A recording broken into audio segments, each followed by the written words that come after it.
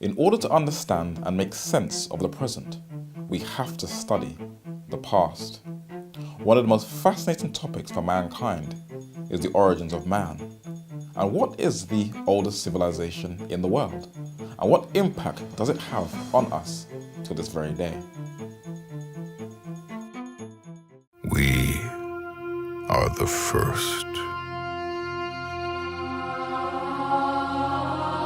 The first to see the gods. The first to tame their beasts. The first to guard the soul from evil. That was a trailer of a video game titled Assassin's Creed Origins, due to have a worldwide release in October 2017. But Babylon, a kingdom that was once geographically situated in modern southern Iraq, is the oldest civilization in the world and not Egypt. And we will see from the most credible sources and the most trustworthy antiquarian scholars that this culture was the oldest that influenced the rest of the kingdoms of this world. They preserved their beliefs on small cylinder seals that were around the size of AA batteries with intricate detail, and they were like Bibles that were connected to chains that they wore around their necks. In the British Museum, the early Egyptians had cylinder seals. The early culture of Cyprus also had cylinder seals that dated to around 1500 BC, and the Medo-Persian Empire of the 5th to the 4th century BC also adopted these cylinder seals. One man knew the influence of the early Babylonian culture. He was a British politician who was a member of the Houses of Parliament. He had a desire to learn and was financed by the Royal Geographical Society to pursue his dreams, and the British Museum to excavate the ruins in the Near East in Asia. He was also a British ambassador to the Ottoman Empire in Turkey, where his bust once stood in the British Embassy in Ankara in Turkey, a gift to the Turks from his daughter. He wrote a number of books about his experiences, one of the most famous being his 1853 edition of Discoveries in the Ruins of Nineveh and Babylon, where he documented his travels in Armenia and Kurdistan. And this French-born British traveller of Huguenot descent with a biblical worldview, this scholar, traveller, archaeologist, diplomat, cuneiformist and art historian, the Right Honourable Sir Austin Henry Layard, documented that the earliest culture was very highly advanced and succeeding cultures only adopted what was already in Babylon. Layard said that the engraved gems and cylinders discovered in the ruins bear ample witness to the skill of the Babylonian lapidaries. The origin of Assyrian architecture, which I have elsewhere described, was especially that of Babylon, for it was through Babylon that the arts appear to have penetrated partly, if not entirely, into Persia. With the glass bowls was discovered a rock crystal lens. Its properties could scarcely have been unknown to the Assyrians, and we have consequently the earliest specimen of a magnifying and burning glass. In the British Museum is housed the earliest known magnifying glass in the world that was excavated by Sir Austin Henry Layard, and an artifact that has been attributed to modern times can be traced back to the earliest culture, and the Babylonians had a very intricate knowledge of the heavens and named many of the stars and planets in space. Some of their discoveries are controversial. In the Pergamon Museum in Berlin in Germany in Western Europe, there is an artifact that is not on display for the public. On a recommendation, the narrator purchased a replica on eBay. It shows 3 figures in the center, but in between the 2 on the left at the top looks like a sun surrounded with more planets that modern science say is in our solar system. Others claim it is not the sun at all, but the cluster of stars called Pleiades. The heated debate continues. But what has been credited to the modern world already existed in the ancient world. On one of the many campuses at the University of Oxford on the main road is a plaque with the name of two English scientists, Robert Boyle and Robert Hooke, who made a microscope, though he was not the first. Others made contributions also to the lens. 13th century English philosopher and Franciscan friar Roger Bacon is usually credited with the invention of the magnifying glass. Italian astronomer and mathematician Galileo Galilei built a telescope as a result of the introduction of the lens to Europe, and English scientist and mathematician Sir Isaac Newton, building upon Galileo's foundation, has helped modern astronomy. NASA, an independent agency of the executive branch of the US federal government, has made some recent discoveries of 7 new planets with the technology they have in use today, and all over the world. Different countries and astronomical organizations are building huge telescopes to get an even more in-depth look at space.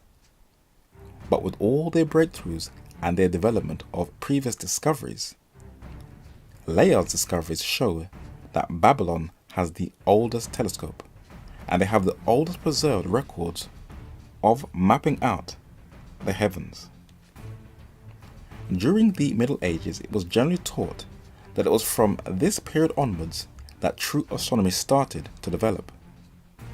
But Jupiter, the largest planet in our solar system, named after the chief Roman and Italian god who was identical with the Greek god Zeus, was worshipped in Babylonian astronomy and named as Nibiru, which means crossing or point of transition, known as a star of Marduk.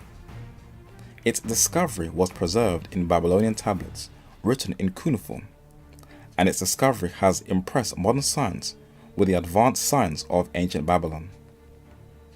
The New York Times records the signs of modern astronomy seen in ancient Babylon. Fox News said that the Babylonians tracked Jupiter with fancy math. The Independent newspaper said ancient Babylonians used early calculus to track the path of Jupiter. The BBC says ancient Babylonians were the first to use geometry.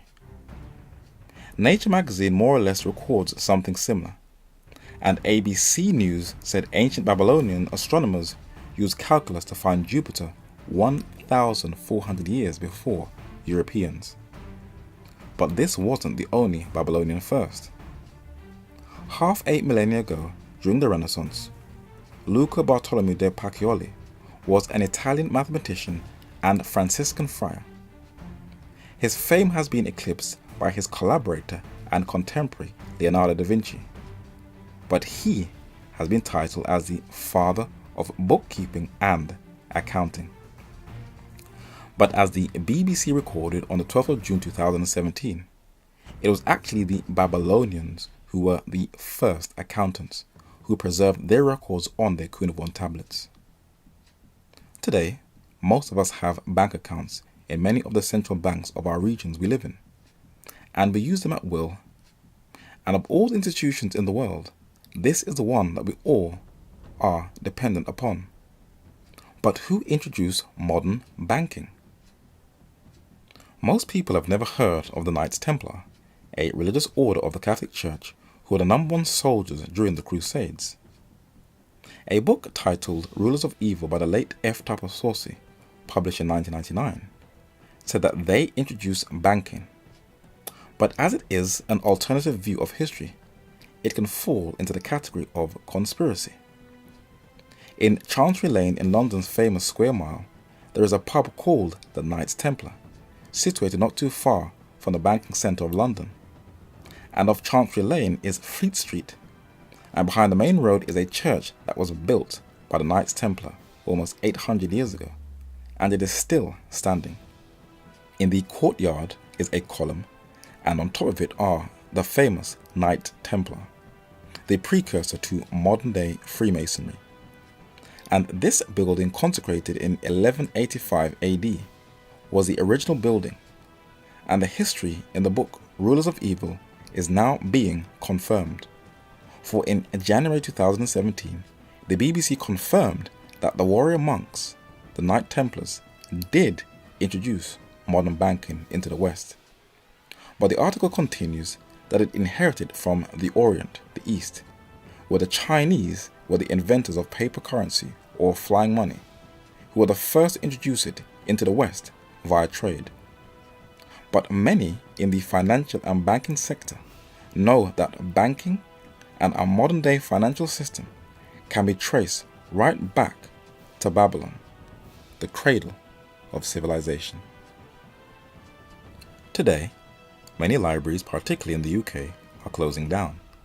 They say due to economic cuts, and they say you can get all your information online. But Babylon had the oldest libraries in the world, with a vast collection of topics ranging from all different studies. The Babylonians were also very skilled in the field of mathematics, and many of their complicated equations have been passed down to us.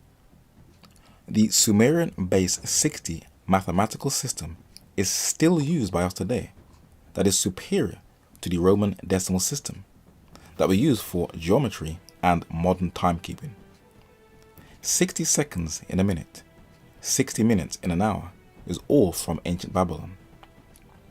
The Sumerian calendar we have inherited and still use it, that consists of 24 hours in a day and 12 months in a year, 12 inches in a foot, and a dozen as a unit. When the Babylonians calculated the cycle of the moon, we still have 12 inches on a ruler that represent the 12 months in the year, and 30 centimeters that represent the 30 days in a month.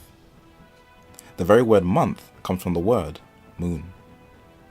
The whole concept of spherical astronomy, as one book said, that includes the 360 degrees in a circle, the zenith, the horizon, the celestial axis, the poles, the ecliptic, and the equinoxes, have come down to us from Sumer or Shinar in ancient Babylon. But how did it get to us? In a well-researched book titled The History of the Persian Empire, probably the best study on the ancient Medo-Persian Empire, the late little-known US Assyriologist and Near Eastern scholar Albert T. Olmsted, professor of Oriental History at the Oriental Institute of the University of Chicago, like the Assyrians in northern Iraq who learned from the southern neighbors, and the Medo-Persians in Iran, the Hellenistic Greeks incorporated many of the mathematical principles of Babylonia into their culture. Pythagoras of Samos was an Ionian Greek philosopher, a mathematician and scientist famous for the Pythagorean theorem. But as Olmsted said, his ideas were inherited from ancient Babylon, where this tablet that has been labeled as Plimpton 322 and dated to around 1800 BC has Pythagorean triples over 1,000 years before Pythagoras. This clay tablet dated to around 1900 BC also shows the Pythagorean triangle that the Greek philosopher inherited untaught to his students. Anaximander was another Ionian Greek philosopher who lived around the same time as Pythagoras. Some say Pythagoras was one of his pupils. He incorporated the knowledge of the heavenly bodies, the sundial, and the map of the earth into ancient Greece. And this artifact in the British Museum shows that the Babylonians were already mapping out the earth that he incorporated into the Greek culture. Anaximander's teacher, Thales of Miletus, has been described as the first Greek philosopher, who was the first Greek to inscribe a right-angled triangle in a circle, determine the sun's course from solstice to solstice, and thereby fix the seasons. But as A.T. Olmsted said, he was preceded by the Babylonians. So the Greeks were not the first as one school teachers, neither did they steal it as another school teaches, but they inherited this knowledge and have passed it down to us. For the 17th century English Stuart monarch, King Charles II, set up an institution called the Royal Society that is based in London, England, to continue these studies and the development of science.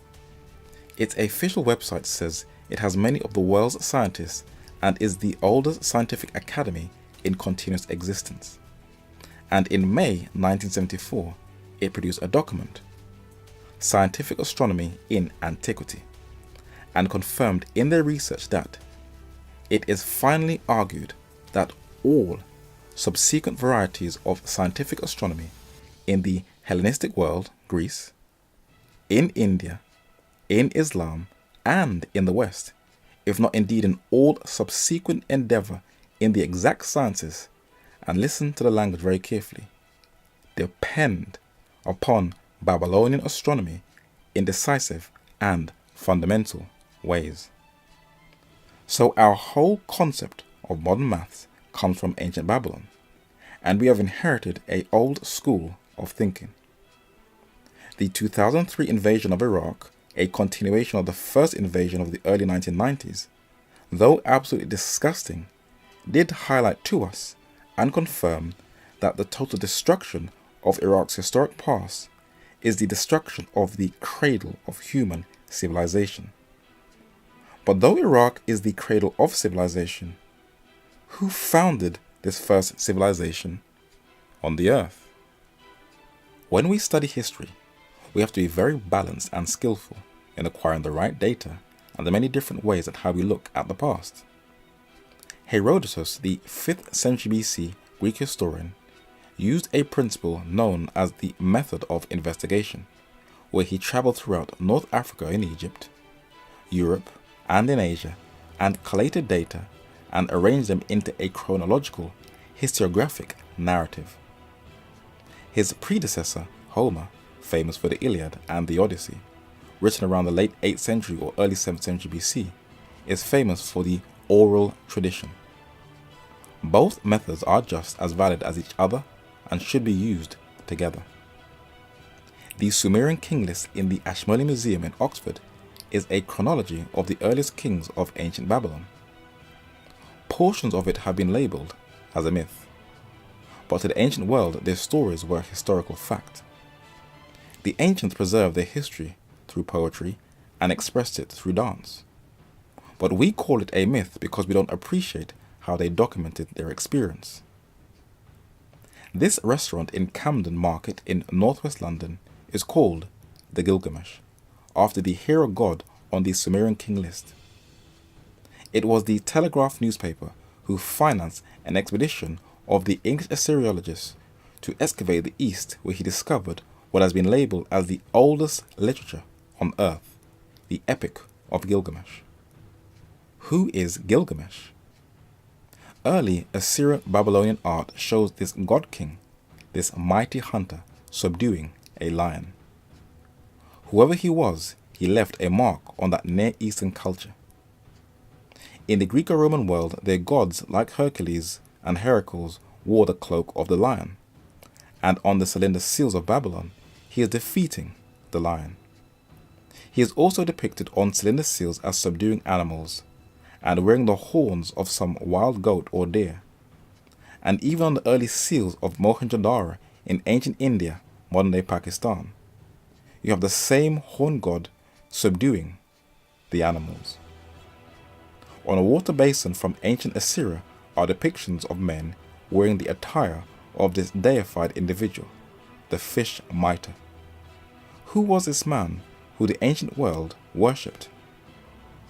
According to Sir Austin Henry Layard, he said that Owens, or sacred manfish, who according to traditions preserved by Berosus, issued from the Erythraean Sea, instructed the Chaldeans in all wisdom in these sciences and in the fine arts, and was afterward worshipped as a god in the temples of Babylonia.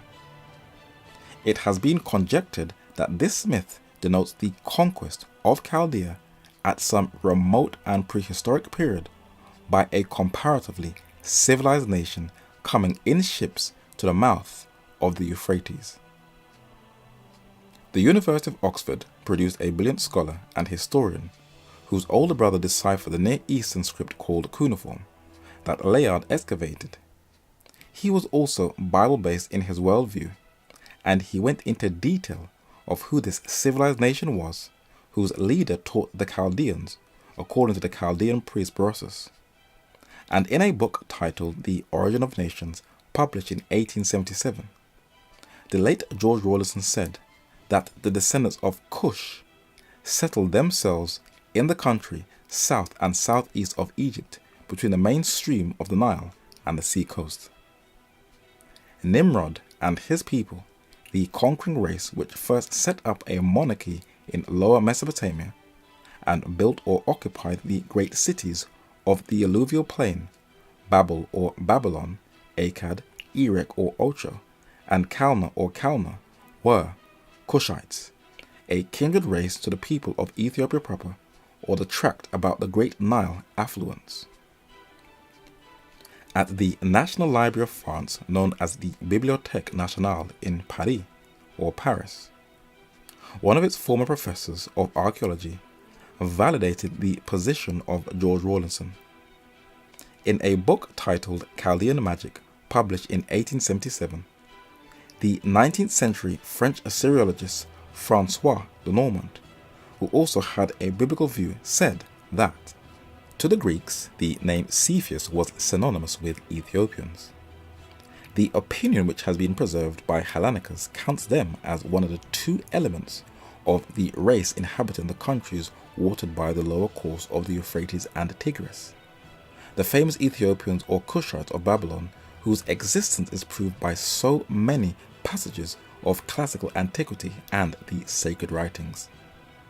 The Bible connects with these Cushites the name of Nimrod, which is used both as the name of a hero and as the name of a place, like all those contained in the same chapter of Genesis. The Cushites founded the first political powers in Chaldea, the empire of Nimrod or the king of Cepheus, and there is no question of a Semitic invasion having supplanting them. When we look at ancient languages, the Babylonian had a cuneiform glyph or symbol for woman, which is called Sal. The Chinese symbol for woman, Nu, some linguists say is quite similar. And when you look at the Egyptian hieratic symbol for woman also, it also looks quite similar. Our modern alphabet in the West comes all the way from Babylon, and it has been proven that the earliest pictographic language can be traced all the way to Babylon. But today, languages are dying out all over the world, and it is estimated that by the end of the century, hundreds of languages will become extinct. But why are there so many languages in the first place? They came about as a result of Nimrod's rebellious scheme to unite the world against God and have faith in him, where God had to confuse the languages. And Flavius Josephus and his well-researched history said that for the 4 sons of Ham, time has not at all hurt the name of Cush. For the Ethiopians, that is a Greco-name word for black Africans, over whom he reigned, are even at this day, both by themselves and by all men in Asia, called Cushites. But Nimrod, the son of Cush, stayed and tyrannized at Babylon. He was the grandson of Ham, the son of Noah, a bold man of great strength of hand. He also gradually changed the government into tyranny, seeing no other way of turning men from the fear of God, but to bring them into constant dependence upon his power. So early Babylonia, or Sumer or Shinar, was peopled by 2 races in its first stages. There was the ebony-hued, dark-skinned Cushite blacks, whose men wore earrings, their hair was braided, and their face was always clean-shaven. And then you had the olive-skinned Semite Chaldeans, who had a very distinct Near Eastern nose, and most of the men wore very groomed big beards with a lot of facial hair. The Cushites held sway in its embryonic beginnings, and they were led by a man called Nimrod, who was turned into a hero god. When Layard excavated the site in the 19th century, the Arabs were still calling Iraq, Assyria, the land of Nimrod, as termed by the 8th century BC and co-prophet of Isaiah, Micaiah. Nimrod set up the first world government, and when he thought that he was at the top of his game, God had to shut it down by confounding the languages on the earth. According to Genesis chapter 10, verses 8, 9, and 10, Nimrod set up his kingdom, Babylon, in the land of Shinar, or Sumer. that archaeology has proven as the cradle of civilization. But one man tried to revive his system of government. In Daniel chapter 1 verses 1 and 2, Nebuchadnezzar, the Neo-Babylonian Chaldean monarch, also set up a kingdom in the exact geographical location as Nimrod's, in the land of Shinar or Sumer. And when you go around museums in England, there are a number of artifacts that documents Nebuchadnezzar's building projects. One of them is very interesting to look at. It is in the Ishtar Gate in the Pergamon Museum in Berlin, Germany, and it is huge. And if you ever get an opportunity, pay it a visit. This man had skills. And guess what? Despite his paganism, God humbled him, and Nebuchadnezzar secured his place in eternity, where his body now rests in the earth until the first resurrection. I wonder why blue was such a dominant color on the artwork of Nebuchadnezzar's temples. In the Bible, blue represents the commandments of God, and in cultures in the East like Feng Shui, it is used as a calming color. And studies have shown that blue is most people's favorite color when surveys have been conducted from people all over the world. This is a miniature model of Nebuchadnezzar's kingdom, and in order for his government to be run effectively, he wanted his administration to be led by men who were thoroughly trained in state affairs. When he invaded the kingdom of Jerusalem, he appointed men of Judah who were of noble stock, skillful in wisdom, and cunning in knowledge and understanding science. And if you were to carefully look at the different artifacts from ancient Babylon in museums all over the world, you will see, as we have already covered, that men were highly skilled in science and math that included accountancy and banking. They measured by different weights, and the priests and school lessons were very highly advanced.